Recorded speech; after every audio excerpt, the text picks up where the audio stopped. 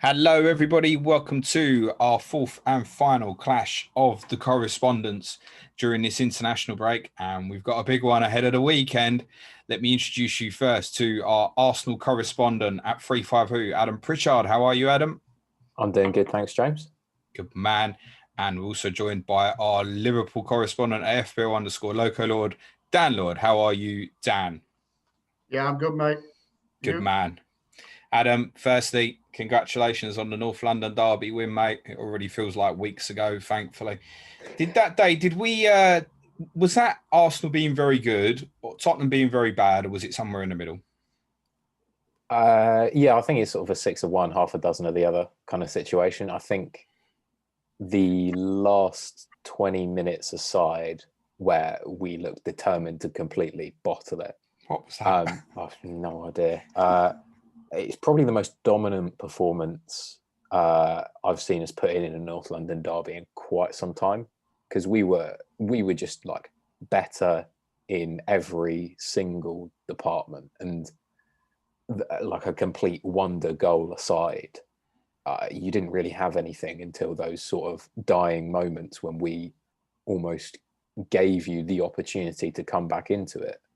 So yeah, I think overall it's a game I look back on happily, obviously, because of the result, but also the performance is as pleasing and as encouraging as the result is.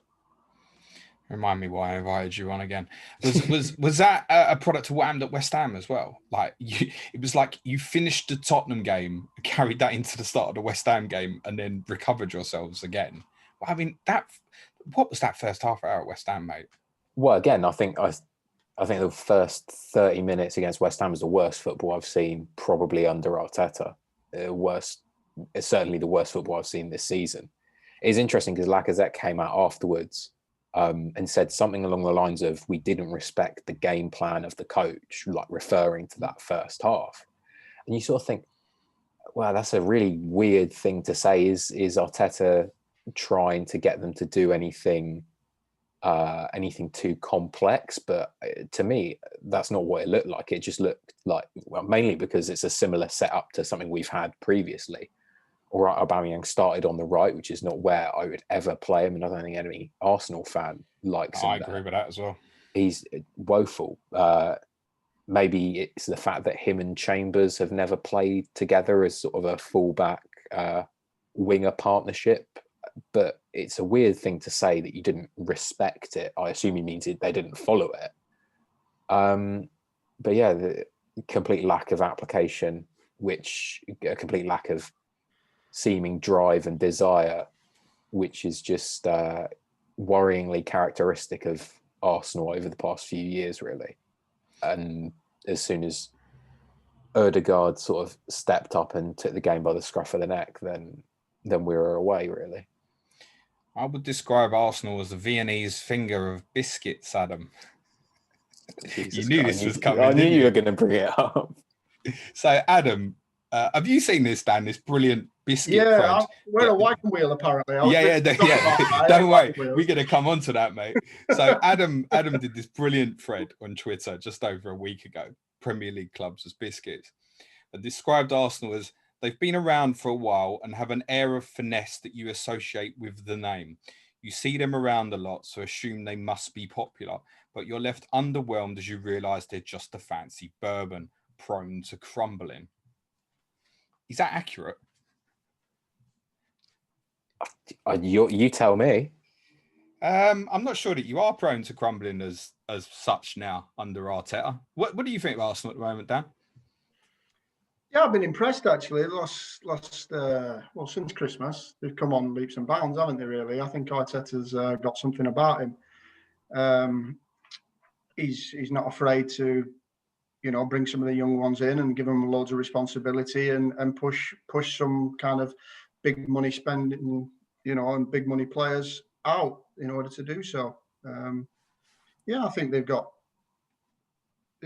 better times ahead, I think. What about the wagon wheels? So Adam also described Liverpool as a throwback.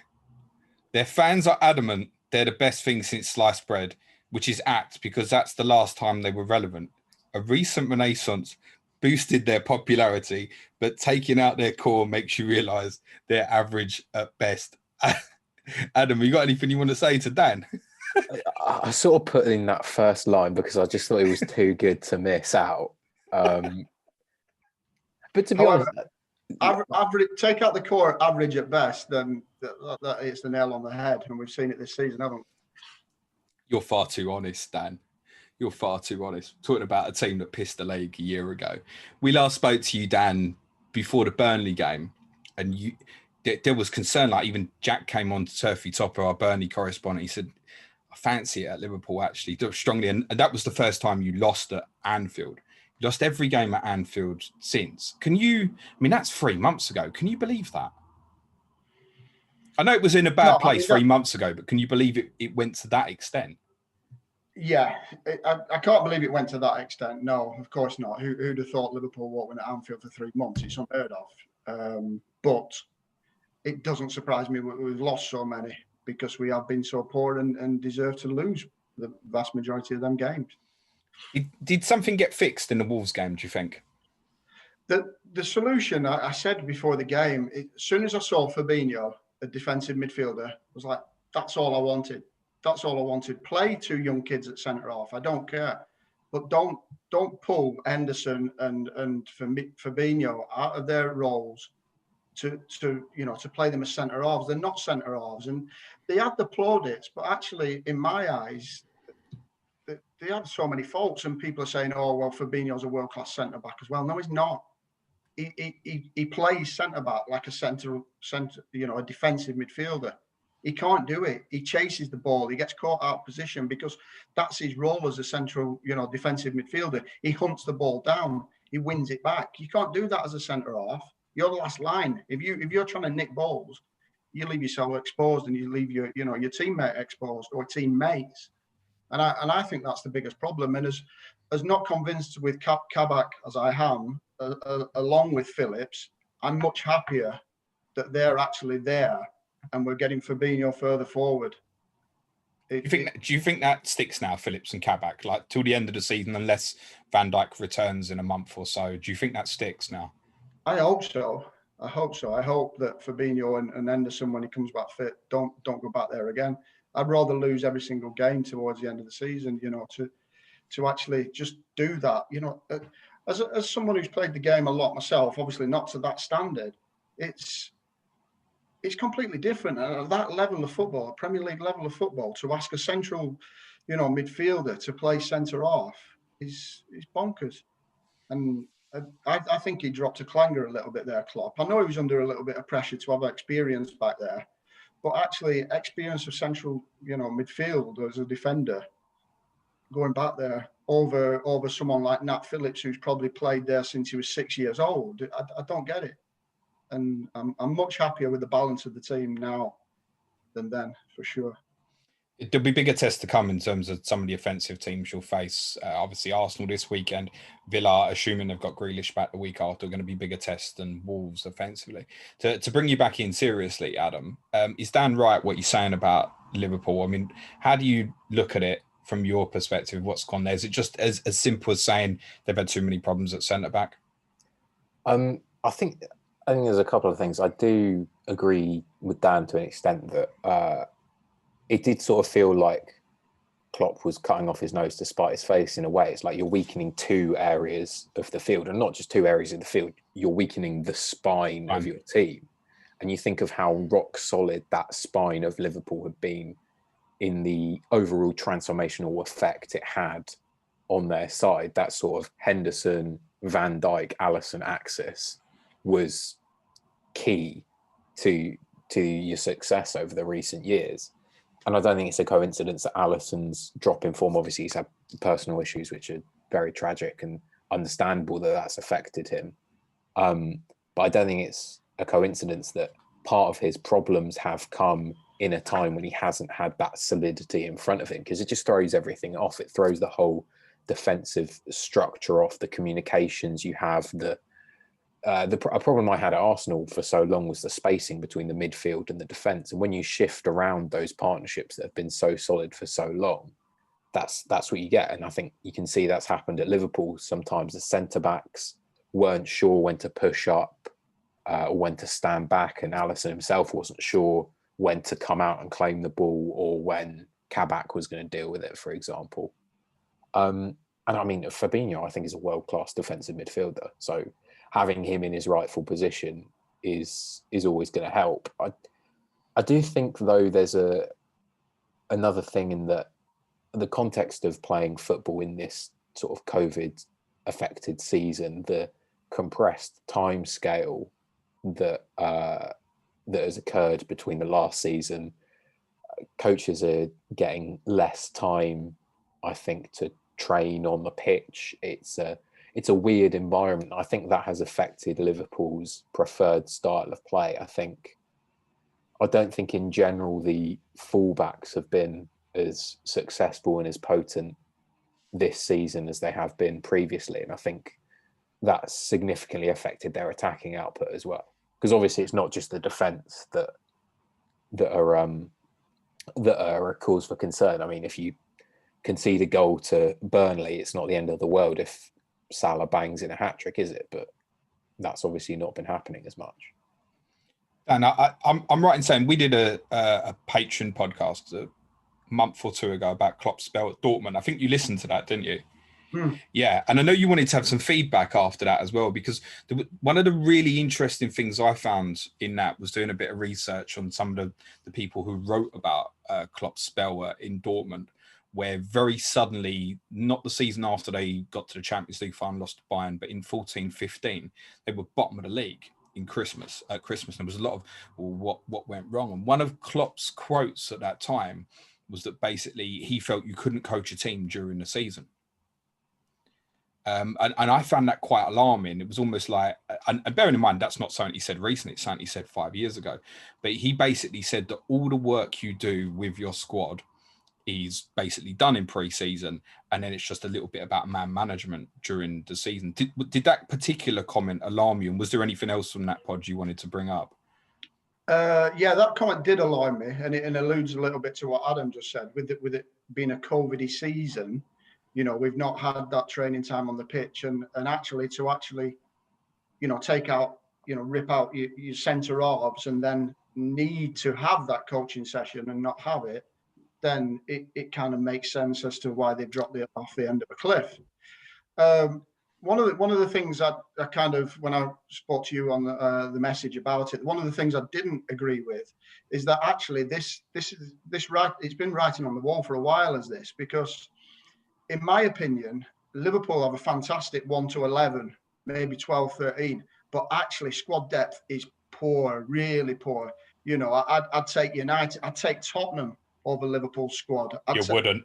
I would, mate. I would, really. You wouldn't. and all even Everton to a certain extent. You know, I'm not talking to the first 11, but the backup of all of these players from these other squads, pretty much every single team's backup player of what we have is better. And isn't that a little bit a part problem, though, because the quality of the first 11 was so... We spoke about this last summer. One of the real things we spoke about, what's the next evolution of Liverpool? How do you improve this 11 is what we spoke about last summer. Well, I think the only way around it is you do a pep. You piss everybody off in FPL, but actually you have better players, and you spread out the game time a little bit better. Because if I did a little bit of digging, because one of the things I think is obviously the squad depth and the actual minutes that players have played for Liverpool over the last 3 seasons, not including this season. And it equates to, on average, they've played Mane, Salah and Firmino, the ones who are never rotated really, 146 games. That's just for Liverpool.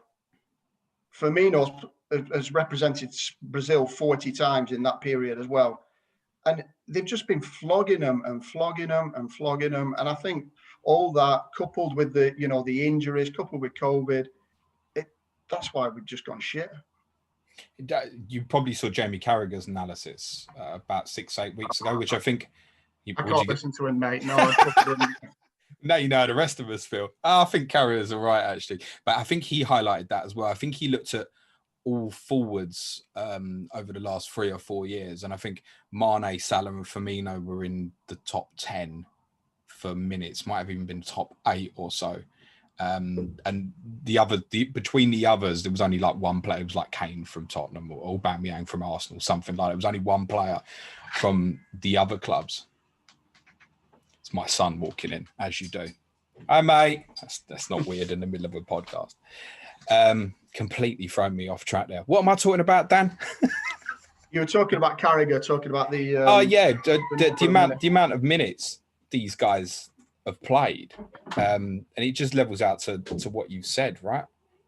Mental fatigue was the term I kept using in sort of January, February, when the results started happening. On top of we never talk about that, the mental fatigue on top of the physical fatigue. And for Liverpool's players, it's off the back of winning a Premier League very comfortably and winning the Champions League the year before. So you've got to find the motivation to go and win the same things again. It's not easy. No. I think there's something interesting to say about how Klopp has clearly, though, I think he has tried to evolve the team's game plan. I think the signing of Thiago is an indication of that. I think he's seen that he can't just rely on TAA and Robertson to provide the bulk of that creative output. So he's clearly thought, okay, well, I need to try and add something through the centre, and I think Jota sort of provided that as well in his own way. But I think that would kind of worry me a little bit from a Liverpool perspective if Klopp's next evolution of this team is with a creative midfielder, and you've bought Thiago, who certainly before his time at Liverpool, and I still think he is an incredible player, one of the finest sort of ball-playing midfielders of the last sort of 5 years. Is that a little bit of a, sorry to ask a question here, is that a little bit of a worry for you, Dan, that potentially the way that Klopp sees this team moving forward isn't working? Yeah, I mean, I don't know if it is the way he sees it moving forward. I think I said it at the start of last season. I said to James, I think teams are going to start working us out and how to play against us a little bit more, because we really are like, we create the space in behind because of Firmino dropping dip. Teams have got wise to that. Firmino's had a terrible season, and I'm his world's biggest fan, but he's off it this year. And but then teams don't go with him now. They just drop him into midfield and say, let him go, because we know what he's trying to do. They know that the fullbacks are there, and it's that evolution is. I'm hoping that actually Thiago is a good enough player to actually do what Klopp wants him to do, and not actually be that kind of player that he's been in the past, if you know what I mean. I'm hoping he plays him a little bit more in a more forward role, because as we've all seen, he can't tackle. That defensive midfielder role that he played a lot for Bayern Munich, I don't really want him in that role for Liverpool. I'd rather have him in just a central midfield role, or a little bit forward of the centre, and hoping he's good enough, because technically he is, to be able to evolve the game a little bit more, to not be a number 10, but almost to be a little bit like that kind of player, and take over the mantle from where Firmino drops in, and actually not have Firmino coming in that hole and having a front three. And I do actually think Firmino's days are probably numbered as first choice, and Jota's like put his hand up and said, actually, I'm the new kid in town and I'm coming through. And I think Firmino will end up being a squad player, and the style of play will change because of that. How do you envisage that then? Is that sort of Trent, Henderson and a sitter like Fabinho, and getting the fullbacks back involved? And does it mean in the future we're looking at, say, Salah through the middle, for example, do you think? Yeah, I think it'll possibly be Salah through the middle, or Mane, or have more of a fluid system like we had when they first started 3 or 4 years ago, where they were interchangeable. Whereas really now you see Mane on the left, Salah on the right, and occasionally they make subs, then they come inverted. But if Firmino's days are numbered, then yeah, Salah becomes more central, and Jota goes to the right, and then you'll have Fabinho holding with Henderson, and Thiago a little bit of a floater around there, playing as if like a little bit of a number 10. We saw a glimpse of that in the Wolves game, didn't we? The goal where they crossed. And that's not happened a lot this year. I feel like you've struggled for movement offensively. There's been games, bizarrely. I mean, this time last year we were saying Liverpool get you no matter how. Like whether it's short tempo, quick tempo, direct balls, crosses, whatever way, eventually Liverpool will get you. But this year it's felt like, particularly in some of them home games, like watching the Chelsea game, just think like, you ain't going to score. And I really weird to watch you like that when we've all praised you so much. To see that drop off, just think they're not scoring here today. They look second best. Well, it goes back to what I say about having played the game for a long time, and again, not at that standard. Actually, the shot of confidence, and if you're shot of confidence, you're halfway beaten before you even get on the pitch to a certain extent, and it's a complete turn on its head to what it was. Whereas actually, they never expected to lose before. They carried that much confidence, but with what's happened and the results and the injuries and the things that have gone beside them, you can see that there's no confidence there. And I think a little bit of that movement came back when you've got Jota, who's actually full of it, coming back into the team, and it's kind of giving them a little bit of a kick up the arse. And Thiago's got into a position now where, if it stays like that, where Fabinho can be the sitter, that he can actually start to dictate a little bit more. Because as good as he is, there's nothing worse than coming into a team that's playing poorly. And with the reputation that comes with Thiago, he kind of has that responsibility to do more and help the team doing poorly. But actually, you need to find your feet first in a new team before you can be that person to take it to the next level. And I think he struggled with that at Thiago because, like we've said, we know he's a quality player, but he's had very few good games for Liverpool, in my opinion. And he's not dictated tempo, and really all he's done is fouled and broken things up that way. So it'll be interesting to see. I'm hoping that, the run-in, we've got a nice run-in on paper. I'm hoping we can put some wins together and just get a bit of kind of happy feeling back around the place. Yeah, I want to get onto the run that both of you got, because you've both got amazing run-ins, in my opinion. And we'll talk some FPL assets as well, because I think particularly for Game Week 31 wildcarders, I think Arsenal and Liverpool are quite high on people's agendas. Just before we get onto that, though, Adam, I want to... You obviously had a really bad run, sort of November, December, well documented. How did Arsenal snap out of that? I know it's not quite the same as...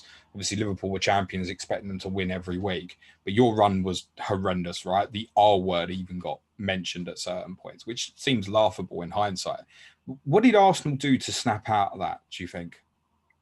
I think it's a combination of more sort of adaptation to Arteta's slight shift in style this season. I think that sort of took a bit of time to work in, but then also the switch to the back four, Partey sort of finally playing some more games after he suffered with injury for so much of the opening stage of the season, switching to that sort of 4-2-3-1 and having a number 10, putting Emile Smith-Rowe in there. It was I think I said it on the Clash of the Correspondents with Ricky as well. It's as much the position as it is the player. You've just got someone to link the forward line, the sort of Lacazette, who was trying to do that role, that kind of, ironically, the Firmino hybrid role, dropping deep and helping out. But then also he was tasked with being in the box and finishing moves. And it's just too much to ask of one player. So sort of reducing that creative burden on Lacazette and enabling Aubameyang as well to have more of a finishing role. I think we saw Saka really step up more as a finisher around that time as well. And it sort of clicked around that Chelsea game, I think, was the start of the turning point. And like you say, since then, our underlying metrics have improved significantly, although we haven't been quite as defensively solid. But I think that's sort of the price you have to pay if you're going to really harness the attacking potential that Arsenal have. Let's talk about these fixtures a little bit. You're both still in Europe, which is obviously well known. Being in European competitions, well overrated. It's not something I particularly care for. One of the big fears that FPL managers will have for both of your clubs on this running is your involvement in that. I think that's the big fear, more than the potential of what a Jota can be or an Aubameyang or whomever, is how much do these guys actually play? Do you feel, in your case first, Adam, do you feel, you mentioned before the Tottenham game that you thought top four, no chance.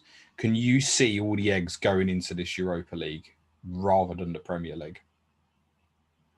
I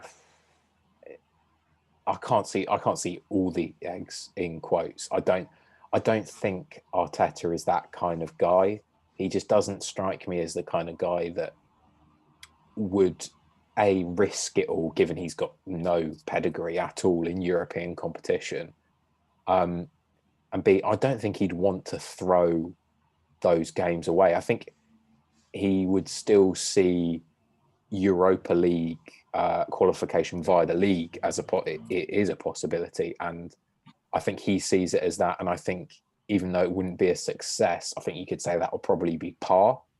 So I think if Arsenal completely throw away the league now, we won't finish in the Europa League positions via the league.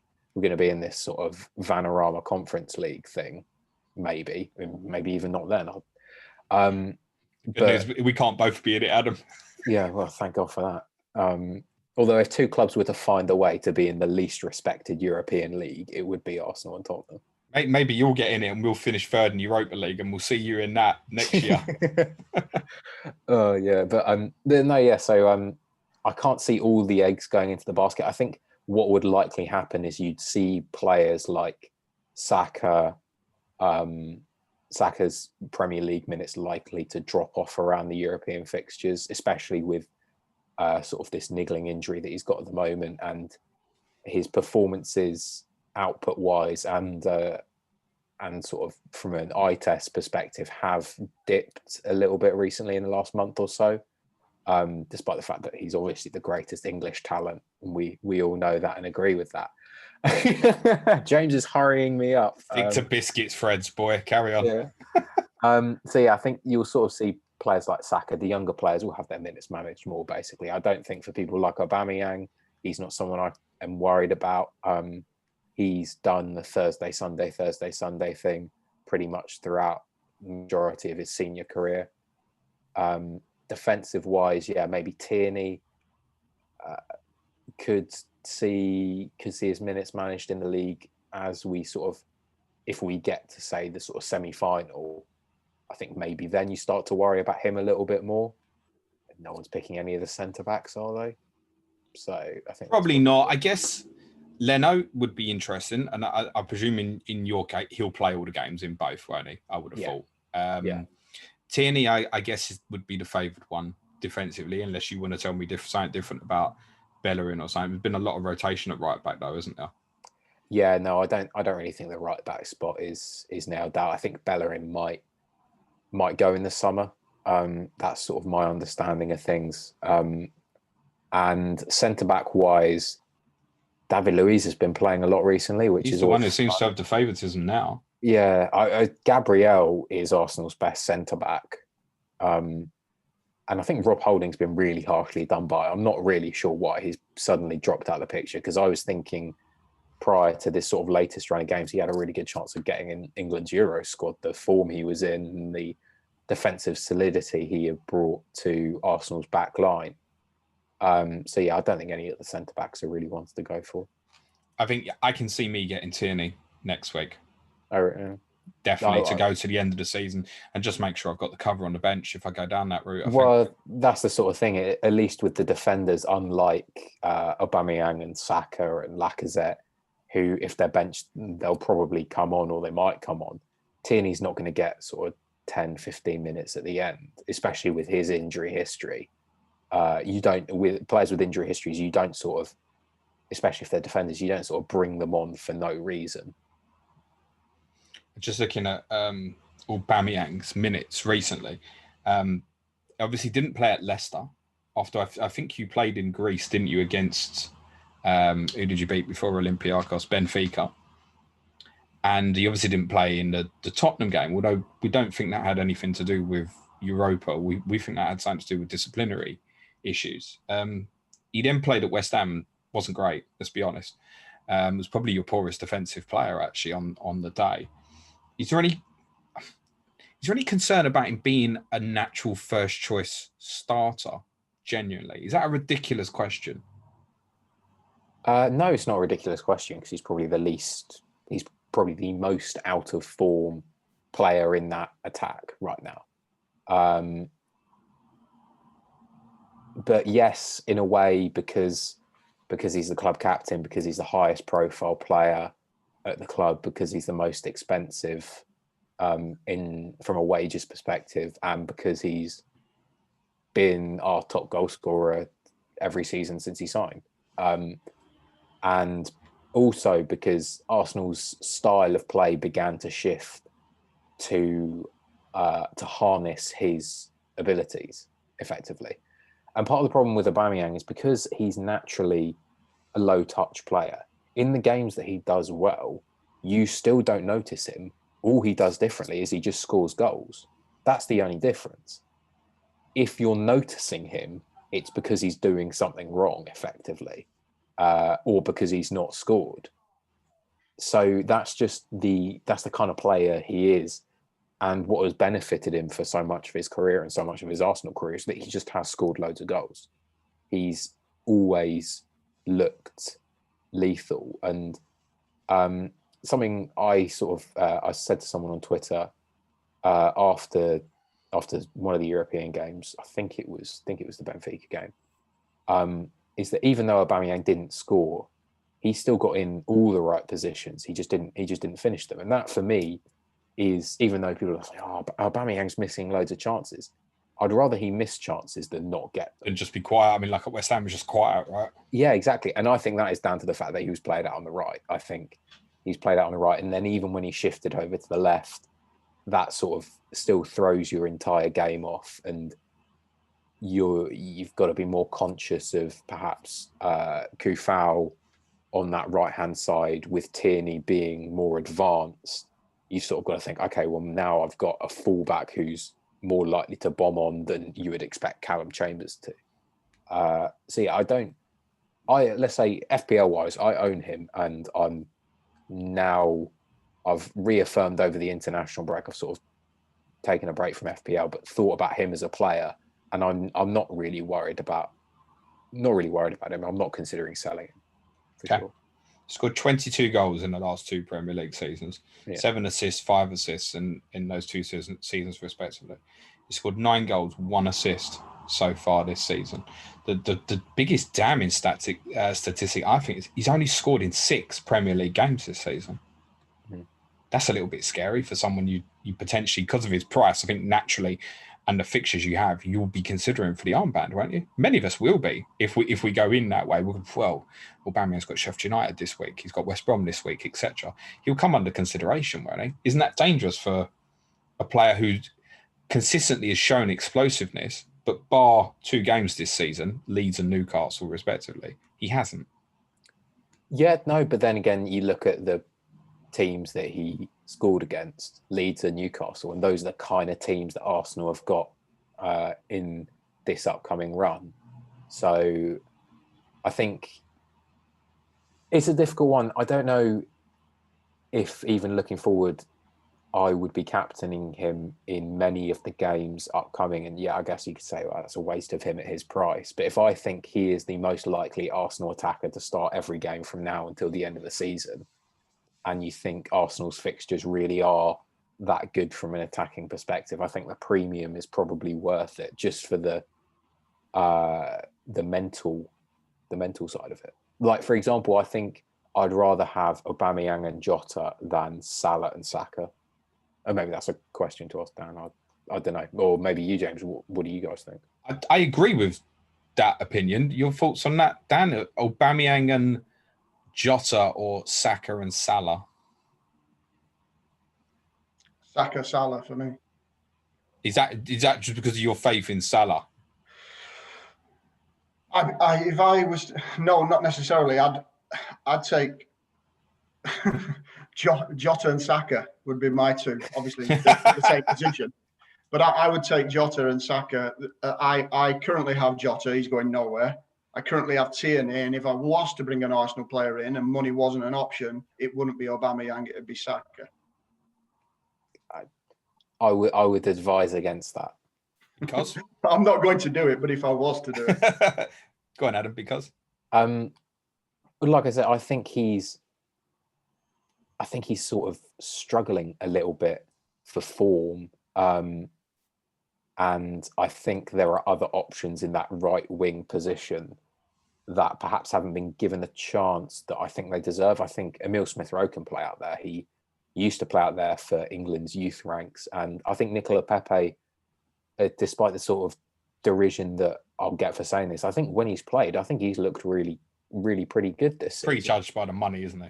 Yeah, exactly. And that's a huge part of the issue. And it's something I think he's slowly learning to adapt to. But especially since Christmas, I think when he's played, he's looked pretty good. And I think there's so much hope and faith from myself and all Arsenal fans in Saka that I think maybe just managing his minutes from a football perspective as Arsenal Football Club, managing his minutes over this period is going to be really, really important to get the best out of him in those European games. What about Odegaard? He's great. I thought he would be one of those players that looked great player, not great FPL asset. And that's sort of what his sort of, from a statistical perspective, his career had suggested. I think he's likely to start most of the games. But then again, I don't know if you can really rely on, like if you look at the goal he's scored, it took a deflection. I'm not really sure if that's the kind of goal you want to be relying on. I'd need more game tape from him. Looks a bloody good player, though. No, God, yeah, I'm already said to you, James, previously, I'm worried how reliant we are on him already. It's a little bit terrifying that a lone player can come in and instantly look like the kind of player that we need to pay. The best player at the club. Well, yeah, the kind of player that we need to pay sort of 30, 40 million pounds for. If, quite frankly, if we're lucky, we'll pay 30, 40 for it. I'd tell you what, if you get that deal on what I've seen so far, it'd be a very good signing, mate. Yeah, absolutely. Yeah, no, I think he's great. I love watching him play. He's got an air of the Fabregas about him, which was what really excited me in that Spurs game. And the way he sort of, to use a sort of NFLism, put the team on his back, really, in that West Ham game after the dreadful first half an hour is the kind of thing that I associate with Fabregas. It's the kind of thing I associate with those silent leaders that Arsenal have lacked for so long. Our biggest problem has been players who make shows of leadership, like Xhaka and David Luiz, who do all the pomp and circumstance of a Tony Adams, but without providing the backup of sort of quality. That's sort of what Odegaard did. He really showed he's got the mettle to grab a game by the scruff of its neck and turn a performance around pretty much single-handedly with the help of Callum Chambers on that occasion. Sheffield United, Fulham, Everton, Newcastle, West Brom, Chelsea, Crystal Palace, Brighton after Liverpool, and with a lot of people wildcarding at the start of that run. I think what we've identified here is Kieran Tierney, yes, tick. Pierre-Emerick Aubameyang, if you're not bothered by his price tag and perhaps if you're not going big for premiums. Otherwise, I don't think we've identified anything. No, I see people talking about Lacazette, and if you jumped on him recently, I think you've done well. But like I say, I think Arsenal have been changing the system to have Aubameyang at central striker, and it's also sort of backed up a little bit in some of the things that you hear about going on behind the scenes, where Martinelli is putting in extra training practice as a central striker. He's sort of doing all the same shooting drills as Aubameyang. You think that's prep for next season? I think it's prep, maybe not for next season, but for the future, definitely. I think his role is going to shift from where previously he was seen as a left winger. I think now it will be a striker. Yeah, some of his minutes have been strange with Martinelli. in terms of not as much as we'd expect. Well, no, it's interesting. But then you look back at Saka in the restart period, after he signed his contract, he was taken out of the team for a little bit. And Martinelli obviously signed the contract, I think it was over the summer, maybe he signed an extension when he was injured. So it obviously shows the faith the club and Arteta have in him. But yeah, then he comes back in, but then he's taken out. Arteta does seem to do this with young players occasionally, sort of throw them in at the deep end and then sort of go, okay, yeah, you've had the taste. Now I want you to work on this. You've seen what the tactical system is like during the game. You've seen what I demand of players who are starters. Now I want you to work on it on the training ground, earn your stripes, and then I'll reintroduce you back into the starting 11. Tierney or Aubameyang, pick a third if you were to go through. Leno. Double Arsenal defence, yeah? Go and put the kettle on. What can go wrong? Interestingly, no in 11 games. Something like that. Thanks for the tip there, Adam. To be fair, there's got to be some clean sheets in some of them fixtures. And at least, like in the case of Leno, he's going to play all the games if he's fit, isn't he? League and Europe. Interestingly, Dan, your current back four, I guess I'm going to say first choice of what's fit, actually they're all interesting, aren't they? Because although Trent and Robbo have obviously disappointed from an FPL perspective this season, the capabilities there, and your fixture run too, following Arsenal, Villa, Leeds, Newcastle, United, Southampton, West Brom, Burnley, Palace. Can we not just go Tierney, Robertson and Trent here and have some fun with this for the running? Brave man if you do. I've been down this route. I can't see me doing it again, Liverpool mate. Defenders at the moment. It'd be a nice punt to maybe have one if you're looking for funds. I'd like to think that the four of them you just mentioned wouldn't be rotated now, regardless of Europe, and along with Alisson. So I think the two centre halves become interesting because of the price points only. Nat Phillips is 4. Surely we should be considering that with this run of fixtures, shouldn't we?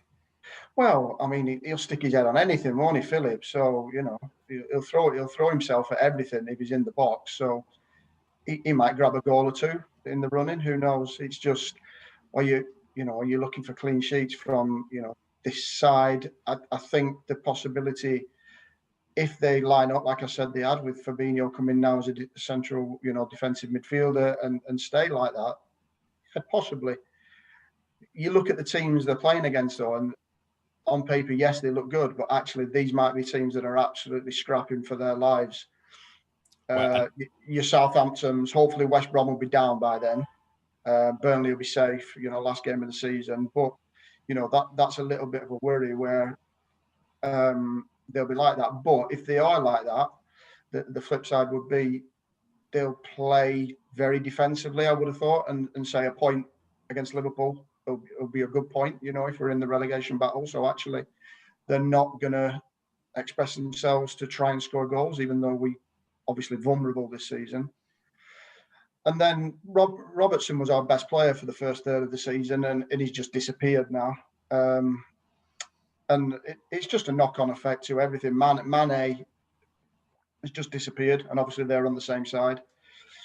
Trent started to show signs of coming back into form before the break. I think Trent gets some bad press, really. And we've got to remember, he's still a kid. And he's like Adam was saying, Arteta pulls the young lads out of there a little bit and gives them a breather.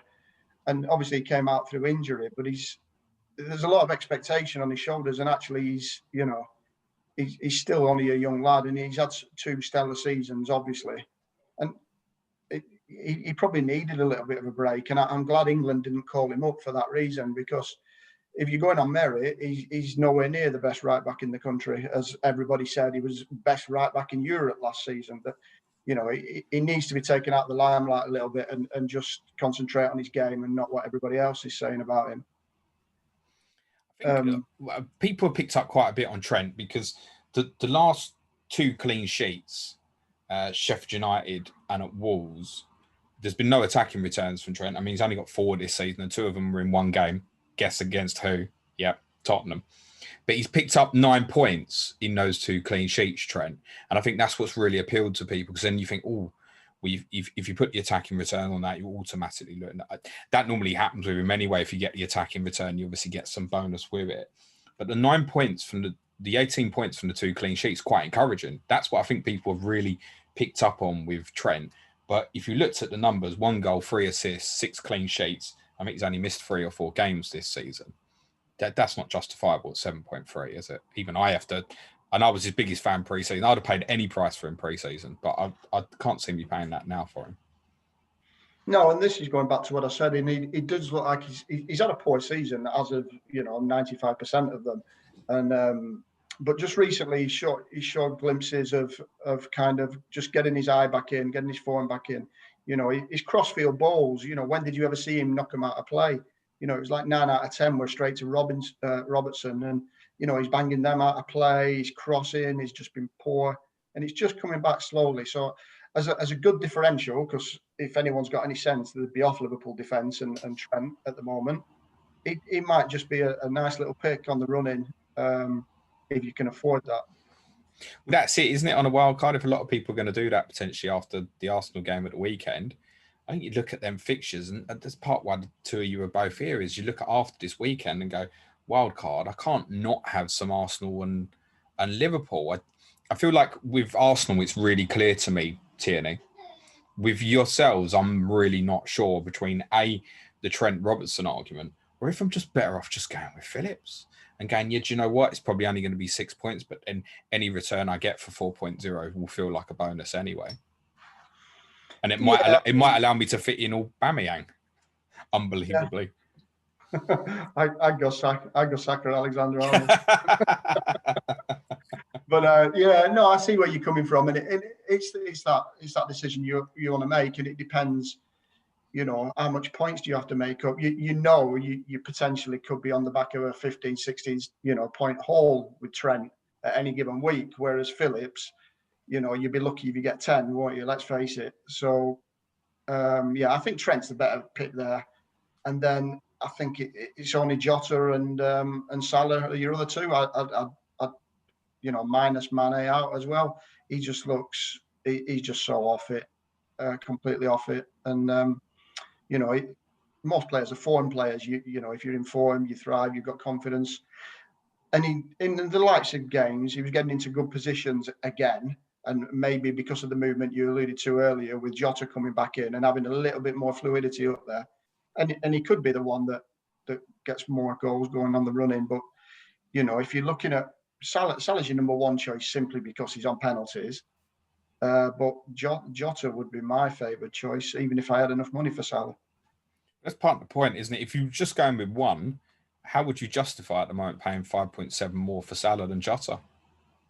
The penalties, that's it. That's the only justification in my eyes. Is the penalties worth 5.7? Not unless you're United. I think Salah's going through Bruno Fernandes, Well, Salah's going through the same thing that happened to Bale at Spurs, where he did a couple of, air quotes, high-profile dives, and then legitimate fouls on him were now being seen as dives. And Bale went through sort of, James, you correct me, he went through a couple of months of that, and then he really sort of toughened down and sort of thought, right, okay, I'm not going to take any of this anymore. And then you see at Madrid, he bulked up massively. I don't think the same thing's going to happen with Salah, but I think it's the kind of thing that next season people will sort of forget about the narrative and will have something else to focus on. Do you think he'll still be there, Dan? Salah, that is. I'm not sure anyone will have the money to pay for him. A bit like I heard a podcast you were talking about with Kane, the one you did with Sudge, the West Ham Tottenham one, and similar situation, a little thing, because it's COVID as well. Lots of people aren't spending money because the income just hasn't been there. You're relying on your TV rights, and I think, like Kane, you're going to be paying 100 million for Salah, and who would want to? Do you want to swap? Kane for Salah? Yeah, I'll swap. No, you're good. I'll keep mine, thanks. If you don't.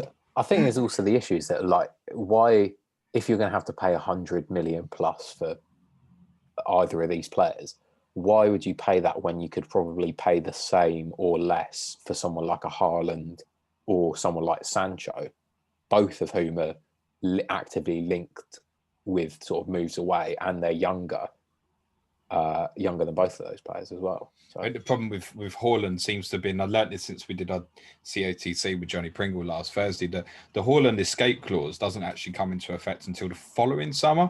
So I think probably to buy him this summer probably is still going to be sort of near 100 mil or so. I think it's the year after it becomes 65 or 70 or something like that, yeah. But it doesn't come into effect till the next year, I don't think. So, I mean, to be honest, the talent that kid's showing, I think 100 million at the moment would be a very, very fair price on the market. And I think a City or a Liverpool, or if you want to get involved, Dan, like if, for example, if you sold Salah, maybe it's that sort of thing that needs it to be created. You get that sort of chain movement. You buy Haaland, Salah goes to Madrid, and someone from Madrid goes to Juventus. Some kind of chain movement like that is probably where you're going to get the money gets moved. And I think for someone to be spending the 100-odd million on a Haaland, for example, this summer, it probably needs to be some outgoings as well. I'm not saying so Man City are trying to get rid of Sergio Aguero's wages off their books, but they are making room for it, mate. You could see a world where sort of, because the Hazard transfer hasn't worked out as Madrid would have liked, they think, right, Benzema's sort of coming to the end of his utility, even though he's been probably one of their best players this season. If Madrid say, right, we need another big signing, Arsenal need Martin Ødegaard, that's an easy sale there. You sort of start to build up some funds. You don't perhaps activate that buyback clause on Reguilon, which I think was probably planned. You can see there's maybe a little bit more money available for a big purchase like either a Salah or a Kane, to be honest. I think, like you said, I think, like you said, it needs something like that to trigger a transfer merry-go-round. It needs one of the clubs who don't care too much, like people who own countries like City and PSG, to actually buy someone for 100+ million, and then the money starts moving around, and then because from a Liverpool point of view, if we don't know, but FSG are apparently tight as anything. They're not going to come up with the money unless they get sales to get that. So if someone was to come in, for example, a PSG, and take Mane, take Salah, and Liverpool would let him go 100+ million, then we're in a position to get Haaland then, and that triggers everybody else to start, spending money. And then Dortmund are in a position to spend, even though they wouldn't spend to that extent. It needs something like that, because a lot of clubs just don't have that kind of money or that risky to do something. I think swap deals we might see a lot more of as well. I know Barcelona have been involved in a few over the last few years.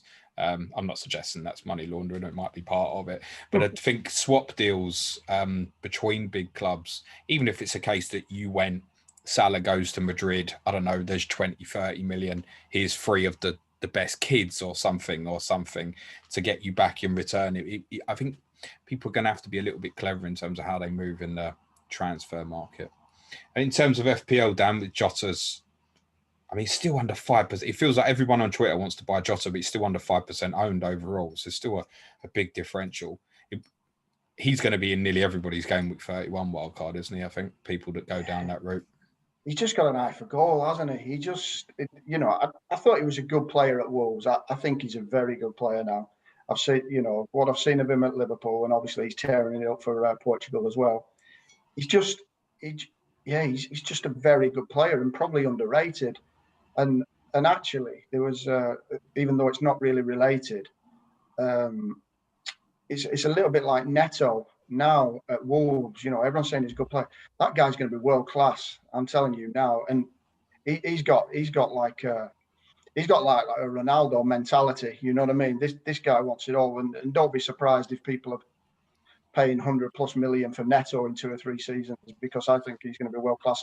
And a little bit why they let Jota go, I think they knew what they were getting with Neto and thought, actually, we'll make a bit of money on Jota. We've got someone better coming through. I tell you what, if Liverpool are pretty smart in the transfer market, but Rafinha seems like a perfect sort of, if Salah goes out the door, I'd say Rafinha would be perfect. Neto, I can tell you, is coming to Tottenham in the summer. Neto? Yeah. Oh, no, don't say that.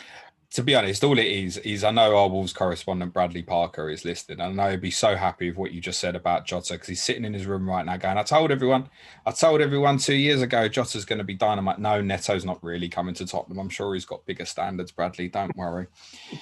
Guys. Going back to Adam, Rafinha's quality, and he would fit into Liverpool's style. He's very energetic, good legs, fast, tricky. Yeah, he's a very good player. So if you were to pick 3 Liverpool, Dan, if you were wild card in 31, you were to pick 3, what would they be? I assume Jota is definitely 1.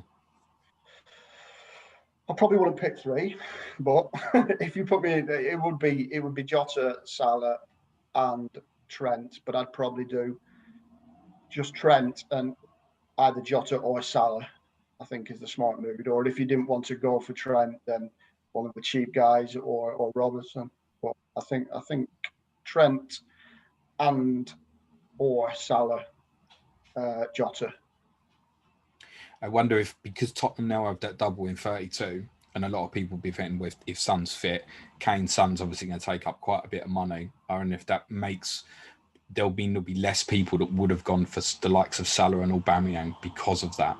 Quite possibly that it just becomes, okay, there's 5 million I can save Jota instead of Salah. And if you want to pull down from an Odegaard to an Aubameyang, I know that comparison is not quite right, but I think some people will definitely go for Saka. Adam, he's like 5.3, and he's an enjoyable player to watch. Yeah, he's low risk, isn't it? Yeah, and no one listens to what I say anyway. Nor should he's better than Foden. I listen to what you say, Adam. There we go. See? There's 2 of us. Adam, the only thing you're worth is biscuit threads. Guys, really enjoyed that as per usual, much longer than I intended. Absolute pleasure. Before we let you go, guys, let's do predictions for the game, which is now 8:00 Saturday night, isn't it? That makes a change because it's not normally a big game at that time on a Saturday, so look forward to that one. Prediction, Adam. I'm gonna go for a 2-2. Dan? I was thinking exactly the same. 2-2 draw. I think it'll be a score draw. Desmond, eh? Yeah. Desmond 2-2. I meant to ask as well, Dan. Do you think you'll still finish top 4? I'd like to think so, but I can't see Chelsea slipping up. They look just too efficient at the moment, don't they? Tuchel's got them playing like, they're not conceding. They're the new defensive unit now. Everyone's coming off City. I think we've a good chance to put 7 or 8, 6, 7 wins together in the last few, but I don't think Chelsea will drop enough points for us to be able to reach them. I think you probably need at least 8, and I think, Adam, you'd probably need all 9, wouldn't you? I know you've already ruled yours out anyway, but I know if you win all 9, mate, you never know. Yeah, I do know that's not happening. I know that as well. Now, of course, Dan, with yourselves obviously in the Champions League as well, same obviously applies in terms of rotation, I guess. It's the same problem, isn't it? If you don't do well, say if you lose to Arsenal at the weekend and then drop points against Villa and Chelsea have won another 2 games, that's probably top 4 gone. Everything goes in the Champions League then, doesn't it? I think more so than perhaps for Arsenal. Yeah, I would say so. I think while 4th is still a possibility, then yeah, there'll be very little rotation, I would have thought. But like you say, if we drop, if we don't get 6 points out of the next 3, I think Klopp puts all his eggs in that basket and says, right, well, we'll finish 6, but let's try and win this. But it's a bit stupid because if we win the Champions League with Kabak and Phillips at centre half, then I've given up on football already a bit this season, but I'll knock it on the head completely. If they become Champions League winners, Kabak and Phillips, are you having a laugh? Dan, don't pretend like you don't remember the last time we played a Champions League final in Istanbul, which is where the final will be this year. Come on, look at some of that team that played in 05, mate. Come on. Yeah, I get where you're coming from, and Liverpool in Champions League, has some kind of special connection, doesn't it? And as much as fans don't like us to hear that, beating Milan, how did we ever beat Milan? So there's definitely a carrot there, and they'll think they can win it, or I hope they'll think they can win it, but we'd have to get some sterling centre half performances to get us there, I'm sure. Did you listen to C.O.T.C last week with Johnny, the Man City one with Leicester? Yeah, I think I did. I didn't catch. I think caught most of it. I asked Johnny if you get to the final, who don't you want to play? And he was yeah. And I said, I'll tell you, I know you don't want to play Liverpool. And he was like, no way, mate. The attacking threat of that team is still massive. And there's a psychological about playing Liverpool in big games that you know you'll come and bring it, which is a good time for me to give my prediction for Saturday night is that I think Arsenal will win. I'll go for 2-1. I think what it will come down to is the key in the game is, I think we've seen this in recent Arsenal-Liverpool games, is how Liverpool press and how well Arsenal break through it. And I think if Arsenal do break through it, if Liverpool's press is not at its point, then I think Arsenal will probably nick it, actually. But Liverpool won't have played for 3 weeks, and it could be that we see a very refreshed and revitalised Liverpool. So it's very difficult to predict. And a part of that as well is, Adam, from one half hour to the next, I don't quite know what we're going to turn up from yourselves. But I think for a game like that, your minds will be very focused. I actually think you'll probably win that Saturday night. See, the problem is that you win either way, because if Arsenal do win, then you get the prediction right. But if Arsenal lose, you're happy. You're happy as well. In fact, you're probably happier. So not really, because Liverpool's a threat to my league position. Ooh. No, of course, I'm always happy when you get beat, mate. Absolutely. I'm sure I said you'd beat us 2-1 as well. Anyway, ending on that note, guys, thanks very much to Adam and Dan. You can follow Adam at 35who and you can follow Dan at FPL Loco Lord. Next week's Clash of Correspondents, I don't know what day it's going to be yet because we need to book something in, but it will be Migtavius and Rotation FPL previewing Crystal Palace and Chelsea in game week 31. Thanks very much again to the lads. I'll be streaming on YouTube 3 o'clock tomorrow and again on Saturday morning at 10 a.m. For now, cue music, please, man child.